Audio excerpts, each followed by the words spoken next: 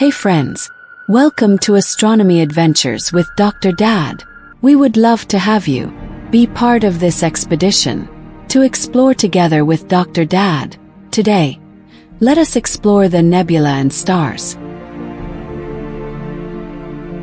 Nebula is a Latin word which means the mist, smoke, or exhalation, meaning that a nebula is an enormous cloud of dust comprising of the basic elements such as hydrogen and other ionized gases.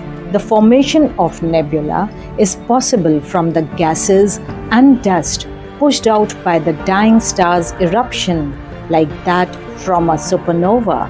Formed from the remnants of the dying stars, nebula is often referred to as an interstellar cloud of dust and gases. The dust and the gases in a nebula are diversely spread out, but the gravity can slowly begin to pull together these clumps of dust and gases.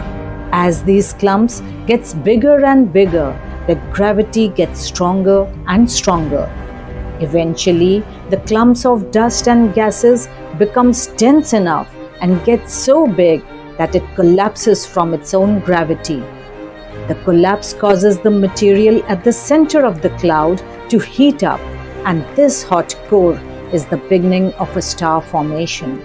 Stars are giant luminous balls of gases, mostly hydrogen and helium, held together by its own gravity. Nuclear fusion reactions in its core supports the star against gravity and produce photons and heat, as well as small amount of heavier elements. The Sun, as we know, is the closest star to the Earth. Every star has its own life cycle ranging from a few million to trillions of years, and its properties change as it ages. Interstellar space is the area between the stars where more than one nebula, called nebulae, exists and contains vast quantities of neutrinos, charged particles, atoms, molecules, dark matter, and photons, ranging from the highest energy radiation to the sluggish light, which is loosely spread out. Nebula can be seen when new stars are being formed. It acts as a nursery for the new stars, or are often star-forming regions. Nebula is also the dust that's left over once a star dies, and so they occupy the space between the stars.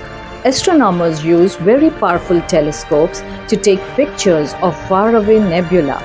Space telescopes such as NASA's Spitzer Space Telescope and Hubble Space Telescope have captured many images of faraway nebula. The closest known nebula to Earth is called the Helix Nebula. It is the remnant of a dying star, possibly one like the Sun. It is approximately 700 light years away from Earth.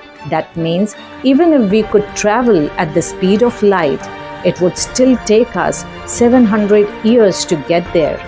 Nebula can be visible from Earth and vary in shapes and size.